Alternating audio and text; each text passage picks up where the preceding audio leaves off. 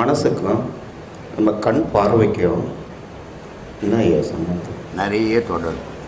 கணவன் மனைவி மாதிரி ஒரு குடும்பத்தில் கணவன் மனைவி எப்படி ஒத்து இருக்கிறாங்களோ அது மாதிரி கண்ணும் மனசும் ஒத்து இருக்குது. அதனால் கண் பார்க்குற விஷயத்தெல்லாம் முதல்ல மனசுக்கிட்ட சொல்லிடும். அதனால் மனசுக்கும் கண்ணுக்கும் ரொம்ப நெருங்கிய உறவு. மற்றதெல்லாம் கூட காது மூக்கு வாய் எல்லாம் கூட தூர உறவு தான். ஆனால் கண் மனைவி மாதிரி மனசுக்கு.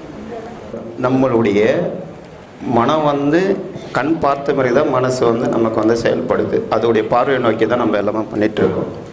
அப்படி இருக்கப்ப கண்ணை மூடி நம்ம மனசை ஒருநிலைப்படுத்த முடியாது ஐயா? முடியாது. கண் இருந்து மனசு ஒருநிலைப்படுத்தணும். கண்ணை திறந்தே ஒரு நிலைப்படுத்தணும்.